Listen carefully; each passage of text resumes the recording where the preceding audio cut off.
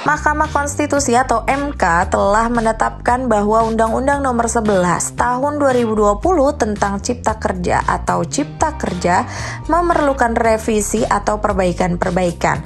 Meski demikian, putusan tersebut tidak akan mempengaruhi kemudahan investasi Indonesia. Wakil Ketua Umum Kamar Dagang Indonesia atau KADIN Kadin Bidang Pengembangan Otonomi Daerah Sarman Simanjorang mengatakan, pengusaha menghormati putusan Mahkamah Konstitusi tentang Judicial Review Undang-Undang Nomor 11 Tahun 2020 tentang Cipta Kerja atau UU Cipta Kerja. Sejauh ini pemerintah telah mengeluarkan 45 peraturan pemerintah atau PP yang mengatur secara teknis kemudahan perizinan berusaha. Presiden Joko Widodo Jokowi juga menerbitkan 4 peraturan presiden sebagai turunan Blade Omnibus Law.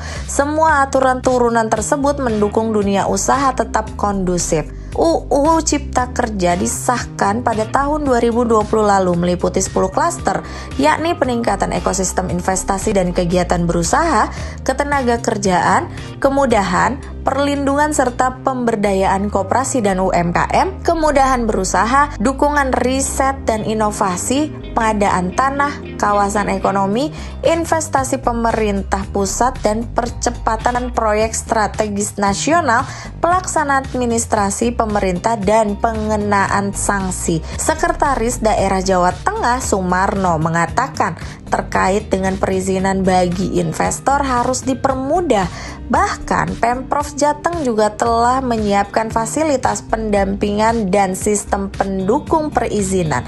Pihaknya juga akan memberikan kemudahan kepada para pelaku usaha dalam mengurus perizinan dalam berinvestasi. Sumarno menjelaskan, tugas pemerintah dalam memfasilitasi perizinan investasi menjadi bagian penting, sehingga dalam hal ini pemerintah dapat membantu dengan mempermudah dan mempercepat proses perizinan sehingga menjadi lebih efektif dan efisien. Menteri Investasi atau Kepala Badan Koordinasi Penanaman Modal BKPM Bahlil Lahadalia meyakini target realisasi investasi pada tahun 2022 sebesar Rp1.200 bisa tercapai dengan catatan pertumbuhan ekonomi dapat mencapai di atas 5%. Upaya mendorong pertumbuhan ekonomi dilakukan sejalan dengan kebijakan kesehatan dalam penanganan pandemi COVID-19.